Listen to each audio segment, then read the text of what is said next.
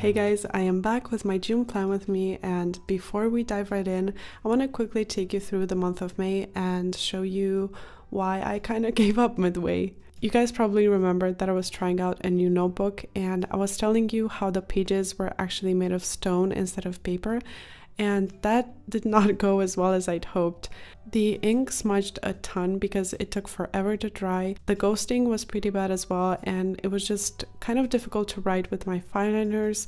They just didn't glide on that smoothly, so unfortunately I'm gonna have to repurpose this notebook for something else because it just didn't work out. I didn't have enough supplies to create my own inserts again, so I decided to use a sketchbook actually, which has the perfect paper for me, finally. And the way I'm gonna make up for the fact that it doesn't have a dot grid is I'm just gonna use a gridded page underneath so that I can see through and draw straight lines whenever I need to. Alright, so let's dive into the cover page. You guys actually helped me choose the theme this month, and I know the results were super close, so I'm definitely gonna do the magic and galaxy themes as well, probably in autumn, but for June I chose the wildflowers. So I did kind of a simple wreath border, and I also didn't use any color for this setup because I just didn't want it to become too distracting for me, but you totally can, and I'm gonna show you what it looks like as well. So while I draw up this cover page, I want to thank Audible for supporting my channel and sponsoring today's video. And I wanted to share a book that I'm listening to that I think you guys would love as well. It's called The Power of Vulnerability by Brené Brown. And she talks about how embracing vulnerability is the only way for us to be kind to ourselves. It's the only way to allow ourselves to be creative and to experience beautiful things, and how being imperfect takes courage. The book actually has so many great quotes that you could put into your bullet journal, so I highly recommend it. But if it doesn't sound like it's your thing, then you'll still be able to find something because Audible has an unmatched selection of audiobooks. So anyways, if you want to give it a try, go to audible.com/mylifeinabullet or text mylifeinabullet to 500 and that'll give you an exclusive 30-day free trial as well as a book of your choice for free. So back to the cover page, I wanted to show you what it looked like when it's colored in and see if maybe you prefer that version. You could also use this wreath as a mood tracker and color in the leaves and flowers according to your mood. I think that would be really cool as well. Flipping over to my monthly page, I used a washi tape roll this time to help me draw a circle, and then I just basically did another flower wreath, just repeating the same patterns and shapes that I did on the cover page. The nice thing about this theme is that you don't really need to look up any references.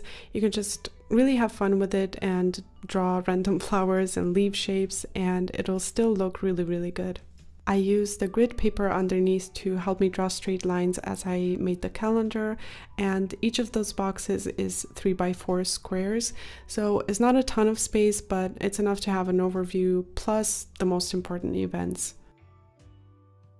Because I had all this space left on the spread, I decided to use the right page as my master to-do list, and I'm gonna keep it empty for now because that's where all my tasks are gonna go. So I'm really liking the idea of the flexibility to adjust it throughout the month.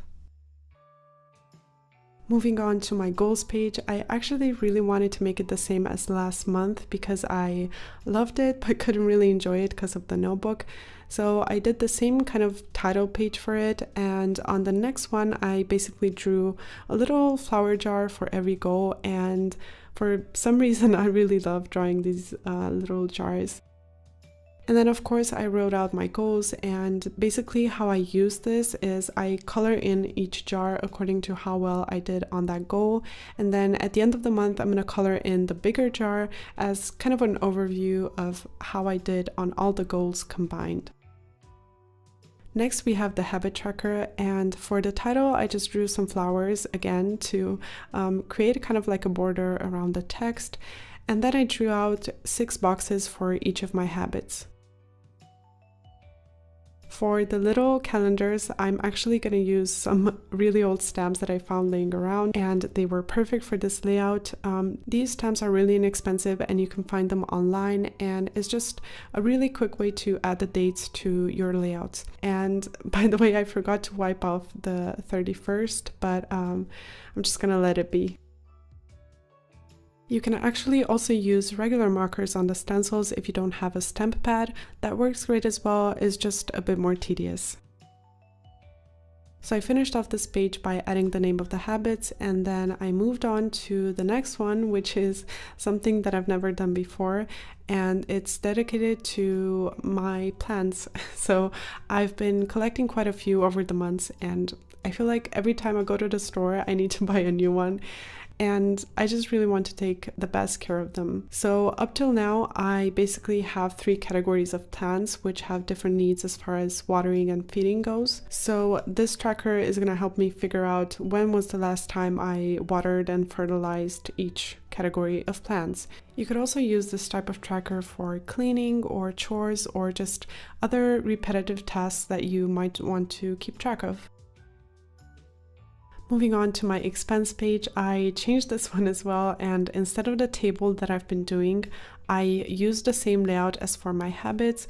So I have 4 boxes for each week, and then 1 for income and 1 for total expenses. So for each week, I wrote down the different categories that I track my expenses for. And how I keep track of this is usually on Sundays, I'll go through my Banks app on my phone. That's where I see all the transactions that I've made, and I just add up the expenses for each category and write it down. This is definitely not as high maintenance as the layouts that I've done before, but they'll be equally as helpful. So on this page, I'm going to do something that I haven't done in a long time, which is a place for the month's highlights or milestones. And this is where you can either doodle or just simply write down the most important stuff that happened throughout the month, or any milestones, big or small, that you've reached. It's kind of funny how the milestones ended up right next to the expense page, but that's just how the layout turned out this month. Finally, we're coming to the weekly pages, and instead of setting up for the whole week ahead, I actually decided to adopt a more flexible layout this time. So what I'm going to do is I'm going to set up for each day as it comes, write down the tasks, and then continue where I left off the next day. This way I can use as much or as little space as I need depending on how much I have going on that day, or I can even skip over some days altogether.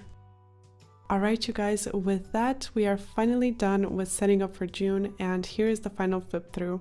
I really hope you enjoyed this, and I'm so excited to see your recreations, so please tag me on Instagram and I will make sure to check them out. If you're curious about the supplies that I used, don't forget about the description box because I always link them down there. And yeah, that's it. Hope you have a wonderful month, and I hope to see you in my next video. Bye guys!